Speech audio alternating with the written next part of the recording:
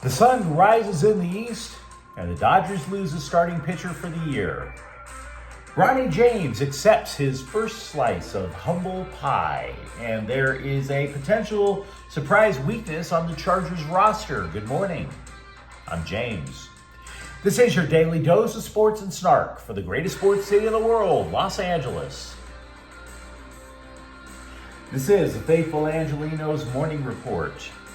So it is July 14th, 2024, big day for the program. Welcome to the new and marginally improved Sanctum Sanctorum of LA sports. The only downside with the current digs is that with this angle, I'm going to have to wear pants. Or will I, ladies? We also added a new subscriber to the Angeleno Familia. Thank you for getting in on the ground floor. It is also Sunday, the Lord's Day. And if you believe in God as I do, take a moment and thank Him for the blessings in your life, like LA sports. And if you like being in the know about LA, please click the like button. Please click the subscribe button. There's a notification bell. Hit that. It'll let you know when we drop new content. Sharing is caring. Let people know we exist. And by all means, comment. Now, before we go through the news and notes, a look at the scoreboard. The Dodgers bullpen, they imploded in the ninth, allowing 5 runs, and Detroit wound up edging the Dodgers in 10 innings, 11-9. Dave Roberts said, quote, "There is no excuse for us losing that game," unquote. And he's absolutely right. Shohei Ohtani hit his 29th home run of the year.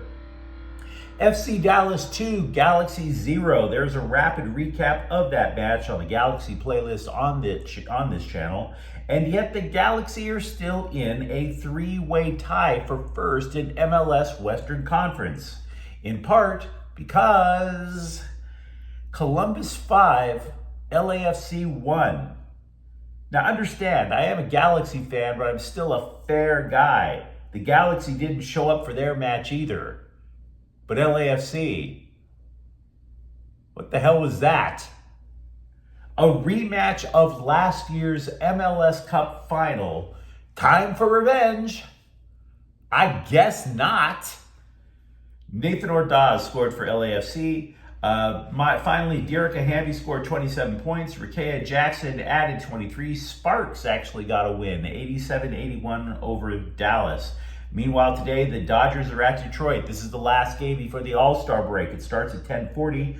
Ryan Yarbrough is 3-2 with a 3.66 ERA. Bo Briesk is 1-0 with a 3.52 ERA. This is going to be a bullpen game for both teams. And let's get to the news. Through this summer of discontent, we have speculated when the cavalry will come cascading over the top of the hill in the distance to help the Dodgers pitching staff. Who is the first to lead that charge? Well, it damn sure isn't going to be Dustin May, because one surgery wasn't enough for the poor fellow. He needed to have another operation to repair a torn esophagus, and he is gone for the year. This is according to ESPN. Now, let's be real. He was already recovering from Tommy John surgery, so it's not like the Dodgers actually had him in the mix for this year. They were hoping that they could get him by, a couple of months from now?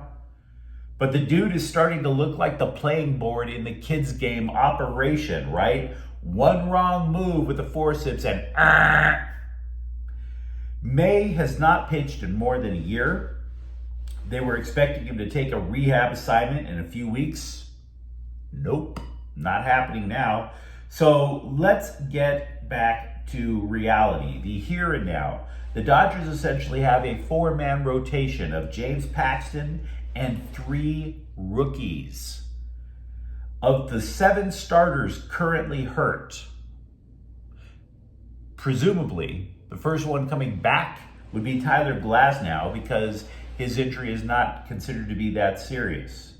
Now you're talking after that, maybe Clayton Kershaw, maybe Yoshinobu Yamamoto.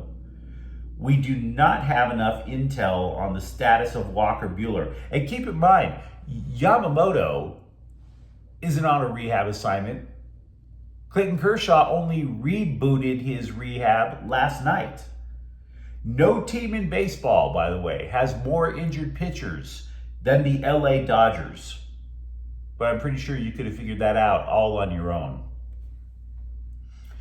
The Dodgers then claimed right-hander Brent Honeywell off waivers from Pittsburgh. Honeywell was once considered a top prospect for Tampa Bay, which would make you think that is what attracted him to former Tampa Bay general manager and current Dodgers president Andrew Friedman. But you would be wrong. Honeywell already had Tommy John surgery, which makes him sound like the ideal Dodgers pitcher in the first place. Now, he did finally reach the majors with Scum Diego last year. He did okay. They'll need to make room on the 40-man roster for him. Meanwhile, with the Lakers, Bronny James told reporters after he stunk up the joint Friday out in Vegas, quote, "I just feel like I'm in a little slump right now," unquote. That's one opinion. Or it could be that he couldn't shoot that well when he was over at USC either. And the NBA three-pointer is a longer one than out in college. The dude only sank 26.1% of his threes over with the Trojans in the first place. And because of that, James finally conceded something that his agent did not want to concede prior to the NBA draft. Maybe the G League might be a good idea. You think? You think. Finally, just a little crackety crack of humility. Somewhere in between the cheeks of all of those bricks that he threw up, if there can be such a thing, there was a little bitty crack of humility. Shooting 6 of 26 from the floor so far in Summer League. Yeah, that would make you probably reconsider how great you really are in the first place. If you recall, his agent, Rich Paul, told ESPN that there was no interest that James would want to play on the so-called two-way contract. In other words, no G League, NBA, or bust. But again, the dude played just 25 games in college. You remember those tweets last season when LeBron James was saying Bronny could start for the Lakers? I'm telling you, man. He couldn't shoot from the outside in the Pac-12. This was like trying to get that dude and saying he's NBA ready. If he really wanted to develop, by the way, he should have stayed at USC. Or if he didn't want to be at USC, he could have transferred to another school if he didn't think he was getting enough development. You don't go to the NBA and develop when you're a second-round draft pick. It was like handing a calculus exam to a kid who doesn't know his times tables. At least after a week and a half playing with the big boys, who aren't good enough to get to the NBA either, by the way, most of whom. Reality is striking for Bronny James. And God willing, maybe ESPN will follow suit and stop acting like the guy's Moses parting the Red Sea. Coach J.J. Redick, meanwhile, said Dalton Knecht needs to improve defensively, which is a fair critique. But if he did, he'd probably be the only player on that Summer League roster to oblige you, Coach. So it's been kind of a turbulent offseason for the Lakers, wouldn't you say? According to the scribes, Gus Edwards has become the clear number one back for the Chargers going into training camp. Now, you might not be too surprised to hear that. Edwards did lead Baltimore in rushing last year. But Edwards has never started the season as the lead back. So this is somewhat uncharted territory for the guy. Another former Ravens back, J.K. Dobbins, takes the second spot on the depth chart with a bit of an important caveat. Dobbins has a lengthy injury history. And of course, you could obviously imagine why two former Ravens have the lead spots going in for the Chargers this year. The Chargers are loaded in the front office and on the coaching staff with former Ravens personnel. So yeah, Edwards and Dobbins, of course they'd be the two top guys on the running game. But for the most part, every move made with the new Chargers leadership has made sense. They didn't want to lose all those receivers, but the moves to get rid of their top two receivers made sense because they had to get under the salary cap. They wanted to become stronger on the offensive line, so they draft Joe Alt and then they shuffle the others to accommodate the guy. It makes sense. In that shuffle, though, on the offensive line comes the question of Troy Pipkins from right tackle to guard. See, Alt took over for Pipkins. Now, it is most certainly true that Jim Harbaugh's quest for muscle and for athleticism on the offensive line necessitated that Pipkins stay in the starting lineup. Hence the move from tackle to guard. But here's the issue that the Chargers are going to have to face soon. Pipkins has never played guard before. Look, okay, he was a right tackle, fine. Say you play left tackle.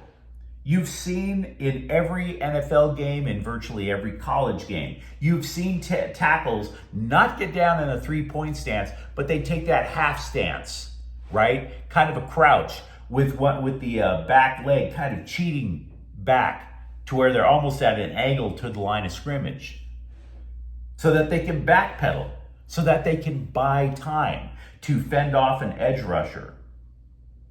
You don't do that stuff at guard. It's a totally different technique, totally different timing, totally different education, I might add, in the sense that if you're trying to fend off an edge rusher, that's athleticism. If you're playing guard, you have to think more because you're looking at stunts on the defensive line. You know, you have to be able to communicate with the center as to who you're taking when that defensive front finally settles in. And don't get me wrong, though. I like a lot of what the Chargers did. This is not saying that the Chargers are going to fail this season.